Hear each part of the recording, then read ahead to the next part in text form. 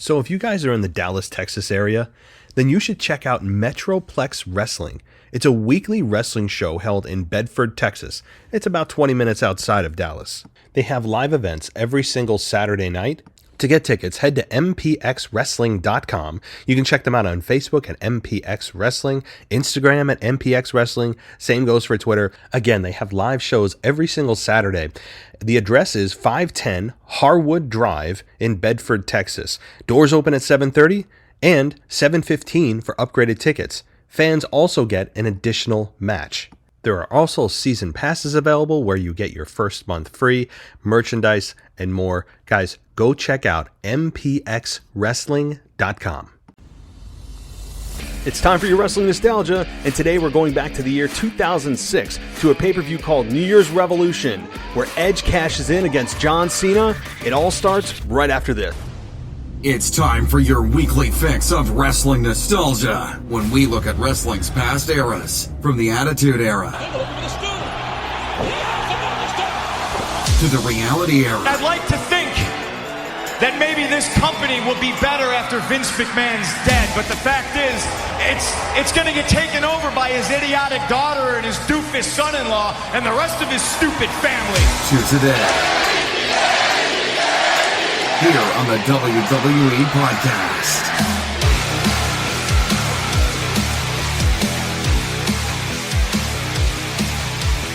Welcome to the WWE Podcast.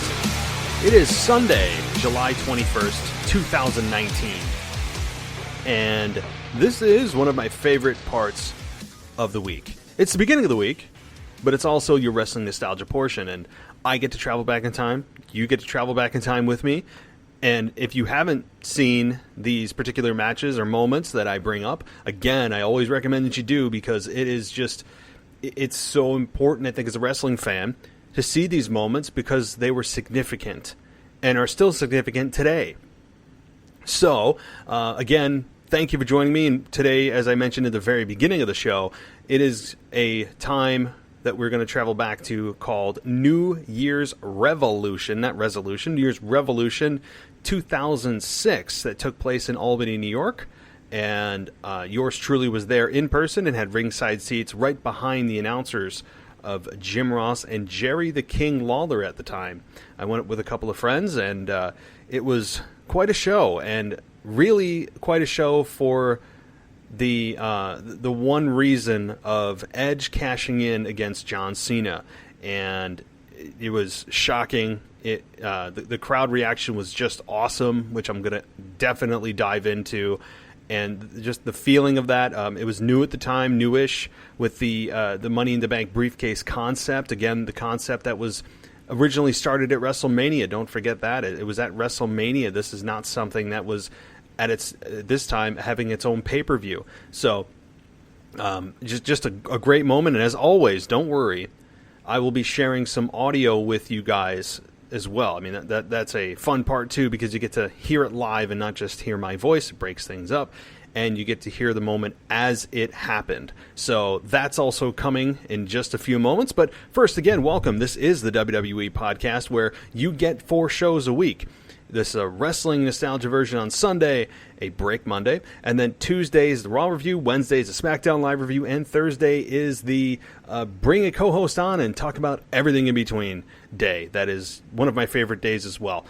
So you get, if you like me just solo, you get that a few days a week. You also get a co-host, and you get to travel back in time. So I think I'm pretty much hitting all fronts, I hope. So again, thank you so much for joining me, and you can follow me on Twitter at the WWE Podcast. Also check out the website at wwepodcast.com, because on that site you'll be able to check out some new articles that were recently published, and a lot of other podcasts on there too. If you haven't caught up and you're new to the show, well, you can check all of them out there if you want to, or if you have a podcast app. I'm not even going to mention every podcast app that I'm on, because at this point I don't think I'm not on any. I'll just put it that way. I mean, it should be everywhere. Let me just put it that way. So, guys, I'm ready to travel back in time, if you guys are too. It's one of my favorite memories, and maybe I'm a little bit biased because of the fact that I was in person, live there in Albany, New York. I was ringside. I got to take my seat home. No idea where that folding chair is, though. No idea. It had the New Year's Revolution logo on it with John Cena with the chain around his neck and the chamber in the background. And this is also, don't forget, too, a time when the Elimination Chamber wasn't its own pay-per-view. So think about this. They've gimmicked the Money in the Bank briefcase to having its own pay-per-view, and they gimmicked the Elimination Chamber to have its own pay-per-view. So, again, a much different time when you think about it. 13, almost 14 years ago now. I mean, we're rolling past 2019 here, but 13 and a half years ago that this match took place. And I don't know if you'd really call it a match. It was more of just Edge coming out, cashing in, and winning the belt and walking out. But the most interesting part to me, being in person, was not just John Cena losing. It was the reaction of the audience. So after I play the clip for you, which I'm going to do in just a moment, I want to give you guys a little bit of insight as to where John Cena stood at the time in WWE and where Edge stood at the time and what the crowd was like all night towards John Cena and towards Edge, who actually lost earlier in the night to Ric Flair. Ric Flair defeated Edge by disqualification. So that was for the Intercontinental Championship at the time. And while I'm at it, here's a little bit of a rundown, too, of what the card was. Check these names out. Ready? Chavo Guerrero defeated Snitsky. Remember, Mr. It Wasn't My Fault, who caused a miscarriage with Lita? Because Kane impregnated Lita, and then Snitsky accidentally hit Lita, and his whole catchphrase became, "It wasn't my fault." It was just, imagine that on WWE TV today. Oh my God. Okay, and then the second match was Ric Flair defeating Edge with Lita by disqualification. Trish Stratus defeated Mickie James for the WWE Women's Championship. It still was not the Divas Championship, thank God. Jerry the King Lawler defeated Gregory Helms in a singles match. Triple H defeated The Big Show. Shelton Benjamin, with Mama Benjamin, my God, defeated Viscera. Oh boy, this is a sign of the times. Here we go. Ashley Massaro, who recently passed, as we all know, defeated Candice Michelle, Maria, Tori Wilson, and Victoria. Oh, but don't worry. Here's the stipulation that tells you what time what year we're in. It was a bra and panties gauntlet match. My God. Imagine the uproar if a match like that happened today. Just imagine that. Take a moment and think about and this is only 13 years ago.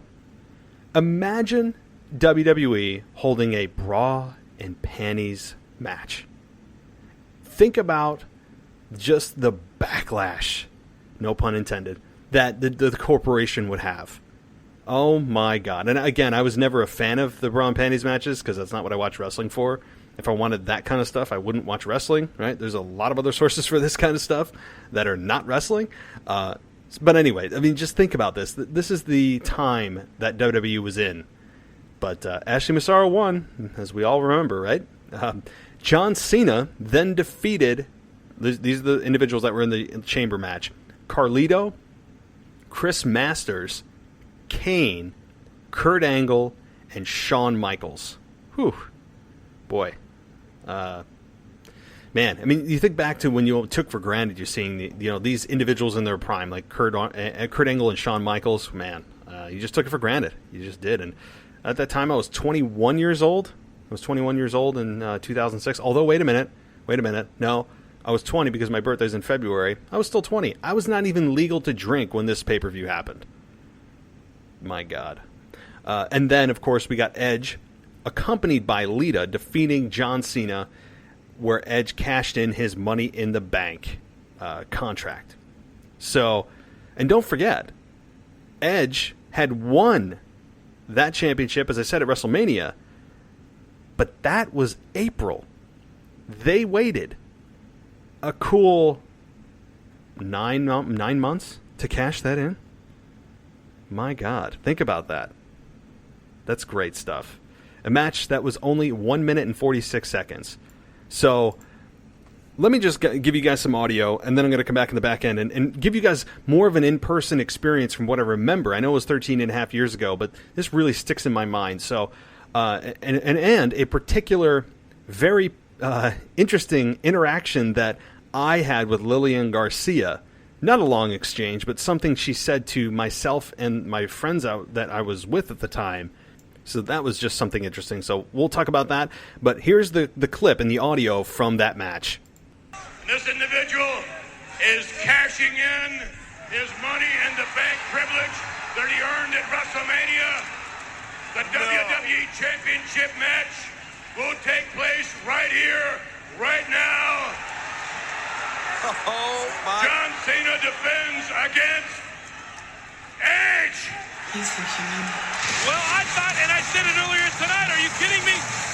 That Edge would use it at WrestleMania.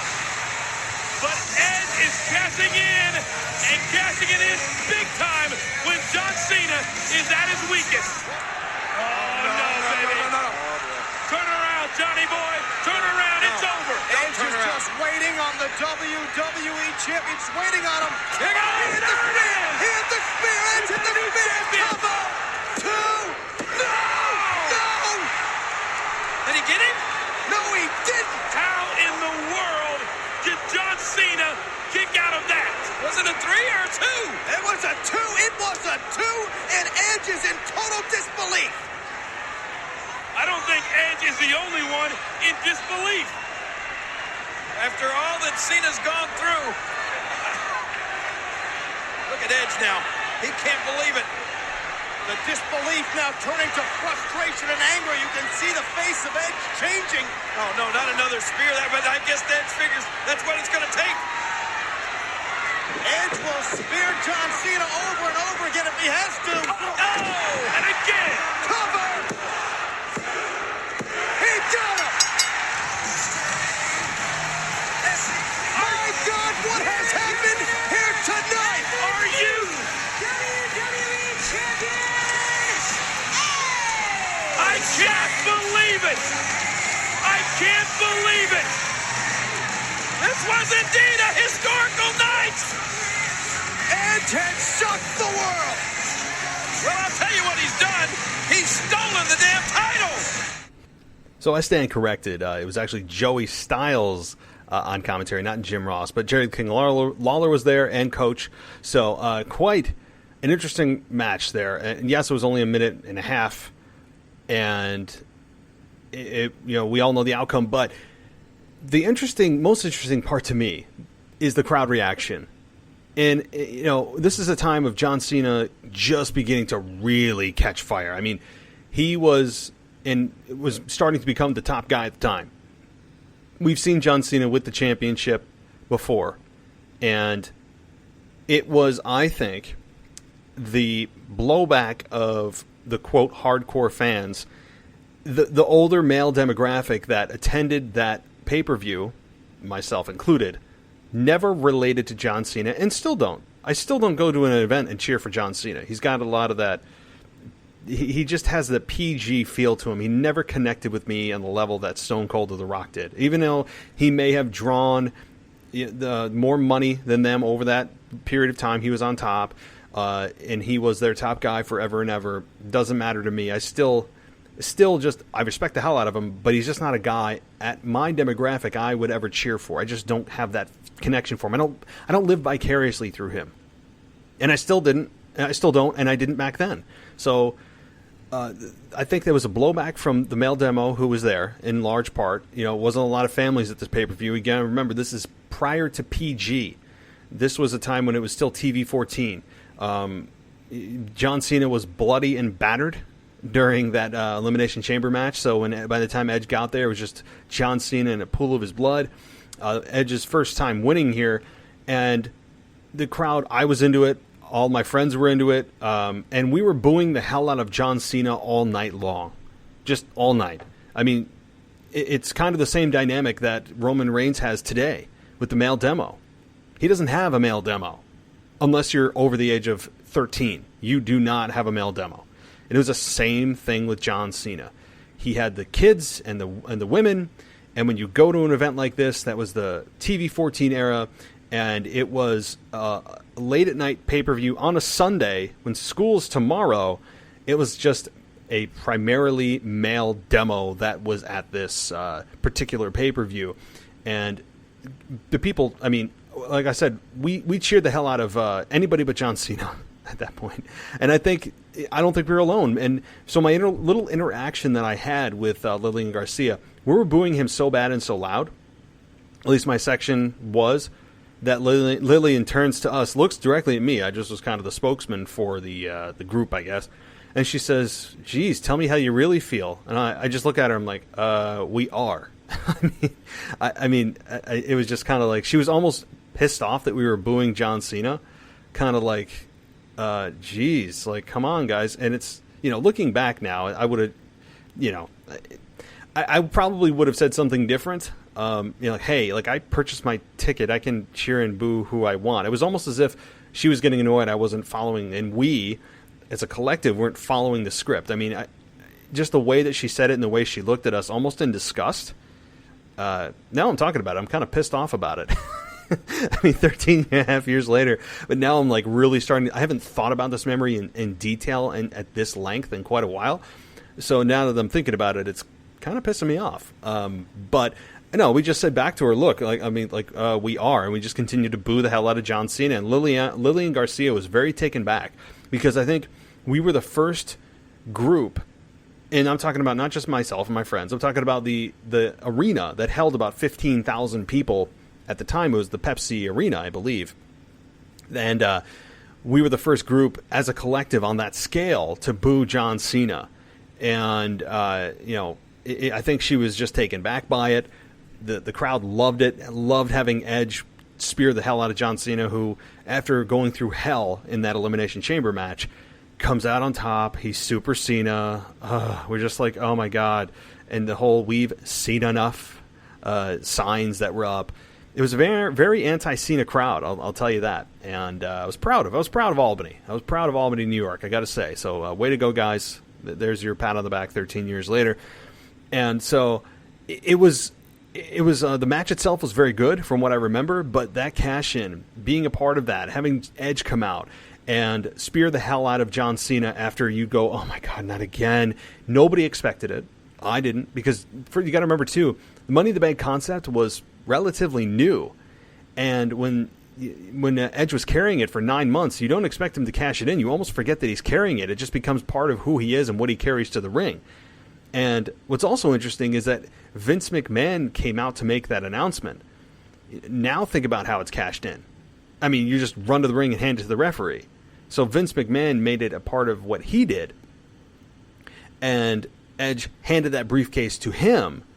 And then Vince McMahon, I guess, took that as an official cash-in, and that's clearly not how we do it today. But it was a very cool moment to have Edge come out. I've always been an Edge fan. I mean, when he was in Edge and Christian, like, I found them entertaining. They were great in the tag team match. We all remember them for the TLC matches they had with the Dudleys and the Hardys.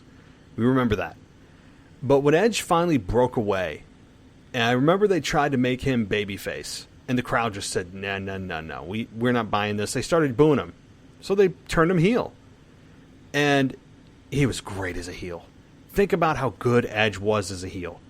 Edge, I don't think is talked about enough. I really don't think he is. For the contributions that he made, think about the matches that he's had. I mean, even with The Undertaker, the rivalry he had against The Undertaker, who he also cashed in when he won the Money in the Bank briefcase again. He cashed in against The Undertaker. But that program he had with Undertaker is also noteworthy. I loved it. I absolutely loved it. Culminating in a WrestleMania 20... WrestleMania 23, I think it was. WrestleMania 23, the one that Ric Flair retired at. Undertaker and John Cena, Undertaker and Edge had their program as well. Undertaker ended up beating Edge, but Undertaker and Edge had a very, very believable, very enjoyable program, and something that I'm now talking myself into going back and watching as well. But Edge as a single star, I think, was more successful than he was as a tag team. I really believe that. I mean, Edge and Christian, we all know who E and C were. We all know the for those with the benefit of flash photography and the 5-second pose or whatever all stuff he did, all that stuff. Great stuff. And they were a good comedy act, but also can be taken seriously. And then when he went serious, and when he joined forces with Lita, who I think added to his character, man, he was on fire. He was a very good promo. I think an underrated promo.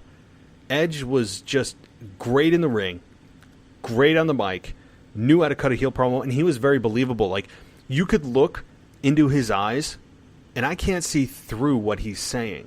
I believe everything that Edge says. How many times can you say that about guys today? It was just great. Great stuff. And so, Edge, I got, I'm starting to go on a little bit of a tangent as far as what this topic is about. But, Edge is somebody that I don't think is often talked about enough. How often do you hear people talking about Edge and praising his matches or his singles run or anything like that? So, I don't know. I just love it. And I'd really recommend you guys go back. I know it's only a minute and a half, but just listen to the reaction. And put yourself back in the time, and you have to remember, John Cena was getting cheered for the most part. You had your boos, but they were drowned out by the women and the children at most Raws, okay, and SmackDowns, especially house events. So I think it was a shock to the system of Lillian Garcia for sure, John Cena and Edge, who did not expect to get that kind of reaction. I don't believe that he expected to be cheered like he was the hometown hero. It was great. And if you didn't know this, Edge, the name Edge, actually came from an Albany, New York radio station that he was listening to when he was trying to come up with a name. And one of our radio station's name was The Edge or something like, I forget what it was, where the Edge radio station came from, but we did have one at one point. It doesn't exist now. But when he was here, he heard the name of the radio station, Edge, and he took it. So we, the collective we, Albany, New York, are responsible for the name Edge, which is a damn cool name. The Rated R Superstar. Imagine the Rated R Superstar in a PG era. Yeah. The Rated PG Superstar. I mean, maybe PG-13. Just great stuff. And I'd love to have you guys go back and watch it again if you have before or haven't yet. Please do. I also think that the part of the reaction, one last note here, before I move on to some other news, is that, yes, part of the reaction was probably because, oh, it's a cash-in, we're part of the moment, we're part of history, it's just cool, it's happening. So they're cheering something big that was happening. And you hear that now, even when a heel cashes in against a babyface, that people cheer, or you hear yelling because it's, they're part of, I was there when, I remember when they were here and I did that, I'm here for the cash in, it feels special. So people get excited about things when they feel like they're a part of something, especially part of history and something that doesn't happen too often. So yes, maybe a small part of that reaction was that and not knowing that, but I think the majority, 90% of that positive reaction for Edge was just anti-Cena and anybody but Cena. I think that was really it. All right. So I want to touch on a little bit about Monday Night Raw tomorrow night, which is emanating from Tampa, Florida, the site of WrestleMania 36 next year. And boy, do they have a lineup for the ages. I mean, at least in recent memory. When you look at who is going to be there, it's pretty extensive. You have Stone Cold Steve Austin, who is the headline of the Raw reunion. You have Hulk Hogan on that roster for tomorrow night. You have Ric Flair, Shawn Michaels. Boy. You have Santino Marella, Mick Foley, among others. Oh, and the Bellas. Okay. Now, WWE is putting up some pretty damn interesting posts here on their site. And they're coming up with like fantasy matches that we'd love to see. As they titled it, Raw Reunion Fantasy Warfare Matches We'd Love to See. And headlining that, among the next one I'm going to read, but is The Rock versus Roman Reigns. And it's interesting that they put The Rock as a picture of him with hair, when he was like, I don't know, it was like 2002. It's like the 2002 haircut. I don't know why they did that. It's bizarre.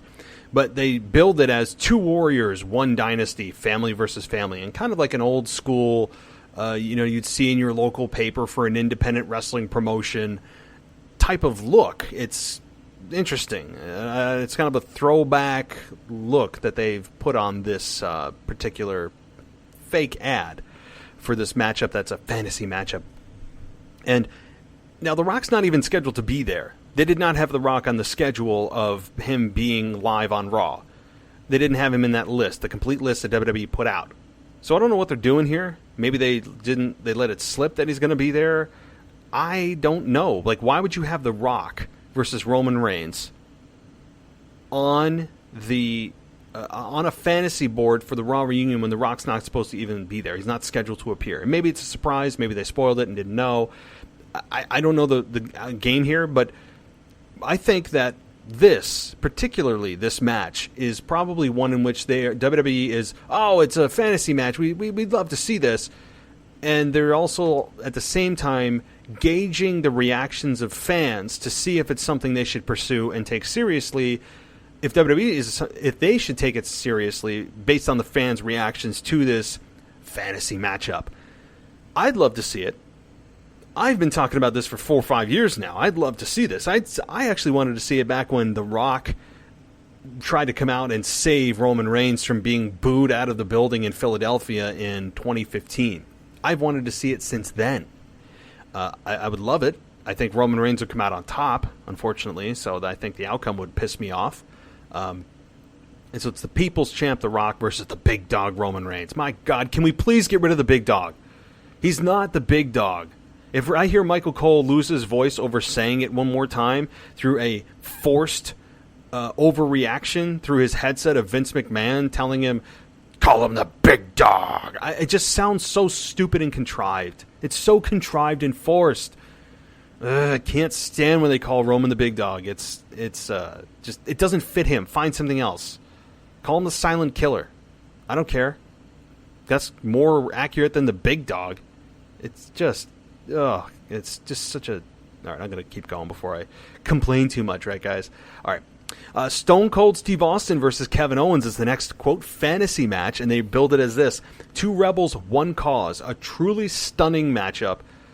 And this is something I would love to see this match. And you know what?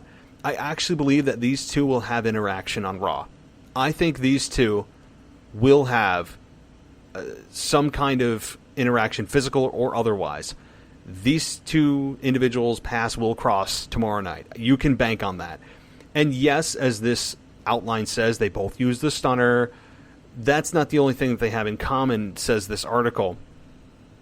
This hypothetical battle goes far deeper than a shared finishing maneuver. Austin and Owens are both rebels who have rarely, if ever, conformed to what a WWE superstar should look like, sound, or act like. They both never met a microphone they couldn't set ablaze, or an authority figure that they wouldn't speak truth to. And yes, the stunner thing practically writes itself too. Interesting little deal there. If I was going to put a stamp on what happens, I don't know. If Kevin Owens was a heel right now, I would say that Kevin Owens ends up on the receiving end of a Stone Cold Stunner.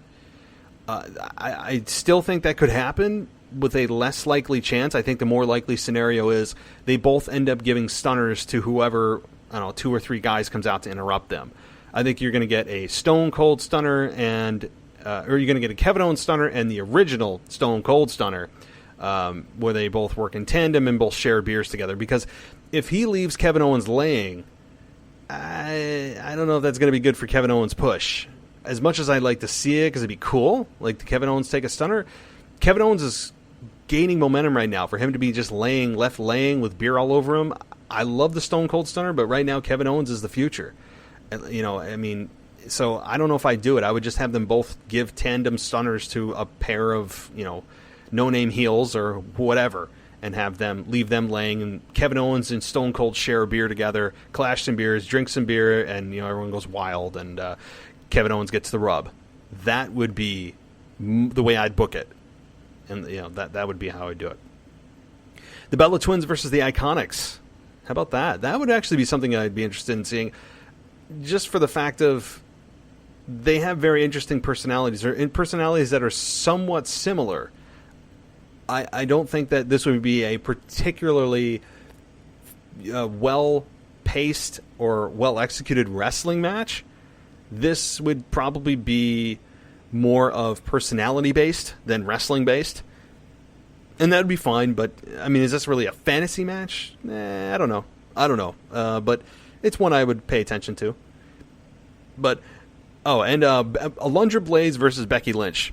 This one is billed at two trailblazers. Get set to burn the house down.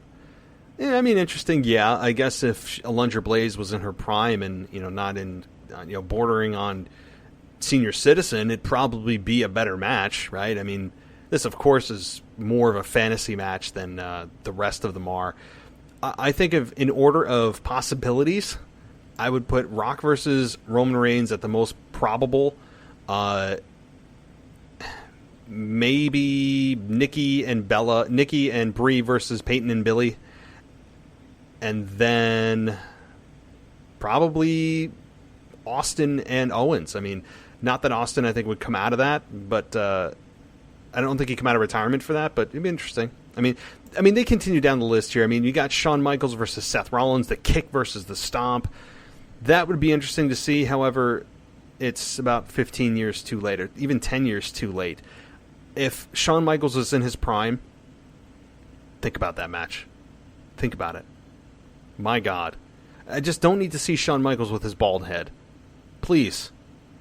I'm not one that really just craps on guys getting haircuts or growing out their hair. There was something about Shawn Michaels' hair that added so much to his character. Then when he lost it, I couldn't even pay attention at Crown Jewel. It was that distracting. It was something I don't ever want to see again. So hopefully between Crown Jewel, the disaster that was, and today, Shawn Michaels has said, okay, I'm going to grow my hair out. I understand he has a receding hairline, which is why he did it. I'm fine. Look, I'm 34 years old and I shaved my head because if I didn't, it would look silly. It would look downright silly. So I feel you, Shawn. But your hair added so much to your character. Please. Okay. But I would love to see this. I would love this match. Just as they tried to convince Shawn Michaels to come back to face AJ Styles a couple of years ago at WrestleMania. But this, I think, would be, wow, that would be a hell of a match. They have Diesel versus Drew McIntyre. I guess. I think that Drew McIntyre will do the most of the selling in that match. Big Daddy Cool Diesel isn't exactly known for his agile, prowess in the ring, his finesse. So I think it would be a Drew McIntyre victory if these two were to square off. But I guess maybe because what they look alike. I don't know. Samoa Joe versus Mankind. No Fear versus No Mercy. Yeah. Again, this is all with Mankind being in his prime and Joe being billed as a killer. Yes, you could build this to a crazy level, but again, Mick Foley retired 10 plus years ago, and you have Samoa Joe who is losing on a almost weekly basis. I know he won this past week against Finn Balor, I get all that, but he was left laying by Finn Balor, if you don't remember. So he didn't, even though he won the match, he looked like the loser here. So if he was billed the way he should be billed, and Mankind was in his prime, yes, an unsanctioned match is where you go with this. So very interesting selections by WWE to bring to the forefront to tease us. Again, out of the whole list I just mentioned, I think the most realistic is The Rock versus Roman Reigns, because The Rock can still go when he wants to and gets himself in ring shape, and Roman Reigns is in his prime. So this is probably the most likely, and one that I would love to see. Again, even though I believe The Rock would lose, because Roman Reigns is the guy, you could use that as an opportunity to, dare I say, turn Roman Reigns heel. Dare I say that? I used to go on weekly rants of that. I have subsided on that, and I have just accepted the fact that Vince will never do it. Or will he? this would be a perfect opportunity, because if you truly believe the fans will turn against The Rock to cheer Roman Reigns, you are sorely mistaken. I don't care what you have The Rock do to trash the people, or what you have Roman Reigns, Mr. I sleepwalk through Raw and SmackDown every week, Mr. Inspirational, promo. That's what he's known for. Of course, I'm being very sarcastic. If you believe that, you're fooling yourself. But I would love to see it. I think it'd be good for the Rock. I think it'd be good for Roman Reigns finally turning heel. Be a perfect time to do it. But so tomorrow night should be interesting. Again, I don't know what the hell Hulk Hogan's doing. Hopefully nothing physical outside of a punch. I don't want to see him do one kick or one boot. I don't want to see him do a leg drop because I don't want to see him die. I mean, that's I'm not trying to be funny. I'm being serious. He's done so many of those leg drops. Number one, it would probably look awful. And number two, he's compressed his spine from doing them so many damn times. I don't need to see it. A punch at the most. Really.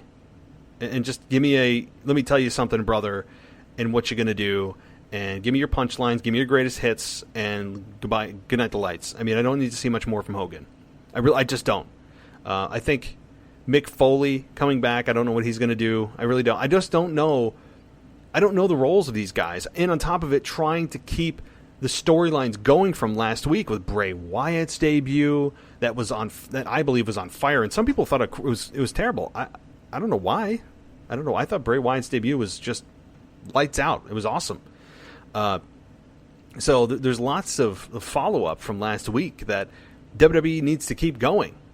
And I hope that they do. I really do. I need to see progress in their storylines and not just everything paused for a week for these legendary stars. If they can incorporate those stars into continuing storylines, fine.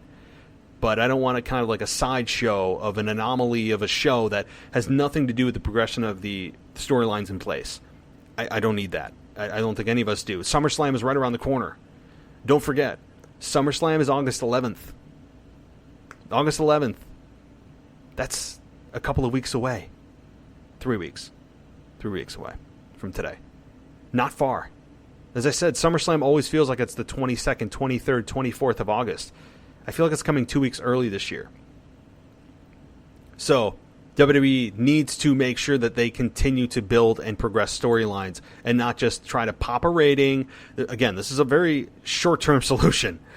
A very short-term solution for a long-term problem of WWE. They're just trying to get eyeballs on the product, which they'll do. They'll definitely pop a rating for sure with Stone Cold back on Raw, with Hogan back on Raw. You're going to get a bigger rating for sure. But what about the following week? And the week after? And the week after that, when none of them are there, and you just have the usual suspects there busting their ass, trying to get people to watch the product, and it's just the same creative there. I mean, you just have to look at that, and I just hope WWE, and I'm sure they are aware of this. This is a simple, very simple short-term solution.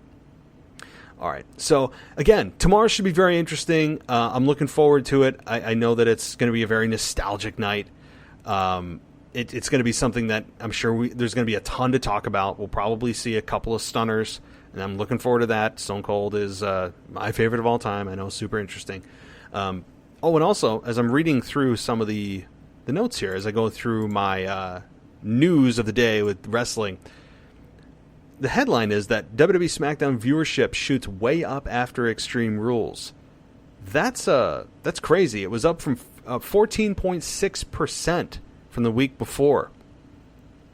It was the most watched episode since April 16th, which put WWE back into the number one spot on cable television for the second night in a row. That's very unexpected. But some of the reasons are that there was a lack of major cable and network competition on both Monday and Tuesday this week. There was also likely some interest garnered coming out of Extreme Rules. Whatever it may be, I think that the other thing is, too, you have to remember, Daniel Bryan and WWE were blatantly advertising the career-altering announcement from Daniel Bryan, which has a history of major career-altering announcements, right? They never made it. So again, that could have been the hook too. And if they sold a bill of goods that they never followed through on, the fans aren't going to come back next week. I was pissed about that. I mentioned that on my review show for SmackDown this week. I was pissed that WWE did not follow through with Daniel Bryan giving his announcement. I understand he's supposed to be a heel. He's supposed to piss us off. But this one's on the promotion, because they're the ones who got behind this and advertised it ahead of time. It wasn't just Daniel Bryan coming out and saying he has a major announcement and dropping the mic. Unannounced, coming out there saying that. This was billed ahead of time. So who the hell knows? I mean, but it's a good sign for WWE, up 14% from the week before. Very good sign. And what I thought, again, was a very good show. All right. Well, guys, I hope you enjoyed the show tonight. I'd like to bring you back in time. And this one was a little bit personal because, again, I was there in person. But if you haven't seen that, I would definitely recommend that you do. And I hope you give me a follow if you can on WWEpodcast.com and on Twitter at the WWE Podcast. Again, if you want your ad or business mentioned here, by the way, just go to Fiverr.com and search me out. I'm actually under Matt3166, which is weird because I made that profile a long time ago, and I can't change my username. So you just go to Fiverr.com and search either Promote on Wrestling Podcast or just search my username, which is Matt3166. And you guys can get on this show, put your ad in here and reach thousands of people every week. It's a pretty cool deal. I work with podcasts. I work with people selling their products and goods and everything else in between. It's a lot of fun, and give it a try if you want to do it. Also, if you don't like the ads, on the flip side, if you don't want the ads, go to patreon.com/WWE Podcast. You can get this show and all my other shows completely ad-free. Totally ad-free for $1. It's pretty damn good. It's a good deal, okay? Because this content is coming to you for free, just as many other wrestling podcasts come to you for free. But if you want the ads removed, easy enough to do, right? So, all right. Well, guys, thanks so much for joining me. I hope you enjoyed the show. Look forward to tomorrow night. I'm sure you do too. And as always, I'll be back on Tuesday with your Raw review. Until then, I'll talk to you next time. So if you guys are in the Dallas, Texas area, then you should check out Metroplex Wrestling. It's a weekly wrestling show held in Bedford, Texas. It's about 20 minutes outside of Dallas. They have live events every single Saturday night. To get tickets, head to mpxwrestling.com. You can check them out on Facebook at MPX Wrestling, Instagram at MPX Wrestling. Same goes for Twitter. Again, they have live shows every single Saturday. The address is 510 Harwood Drive in Bedford, Texas. Doors open at 7:30 and 7:15 for upgraded tickets. Fans also get an additional match. There are also season passes available where you get your first month free, merchandise, and more. Guys, go check out mpxwrestling.com. Thanks for listening to the WWE Podcast. Don't forget to subscribe on your favorite podcast app so you don't miss a show, or head to wwepodcast.com. And for all of these shows ad-free, head over to patreon.com/WWE Podcast. Until then, we'll see you next time.